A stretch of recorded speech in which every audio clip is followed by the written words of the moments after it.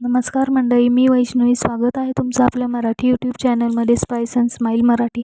तर आज आपण बनवणार आहोत सोयाबीनची भुर्जी. मला माहिती आहे की सोयाबीन प्रत्येकालाच आवडत नाही, पण या पद्धतीने जर भुर्जी केली ना तर ज्याला आवडत नाही तो सुद्धा अगदी आवडीने खाईल. तर चला वळूयात आपल्या रेसिपीकडे. मी इथं सोयाबीन 10 ते 12 मिनटं गरम पाण्यात भिजवलं होतं. त्यानंतर प्रेस करून सगळं पाणी काढून घेतलं. जर असं नाही केलं तर भाजी अजिबात टेस्टी बनत नाही. त्यामध्ये पाणी अजिबात नाही राहिलं पाहिजे. मग ते मिक्सरमधून काढून घेतल्यानंतर बाकी बेसिक आपण रोज भाज्या बनवतो तसंच तेल, जिरे, मोहरी, मिरची, कांदा, टोमॅटो, शिमला मिरची वगैरे, हळद, लाल तिखट. त्यानंतर मी तुम्हाला इथे एक पॅकेट दाखवलेलं आहे. ते किराणा दुकानात आरामात भेटून जाईल कुठलेही. आणि जर नसेल आणि त्यातला तो मसाला नाही घातला तरीसुद्धा भाजी तितकीच टेस्टी बनते. असं नाही की तो मसाला असायलाच हवा. असेल तर भाजी छान लागते, कारण की तो टेस्ट मेकरच मसाला आहे.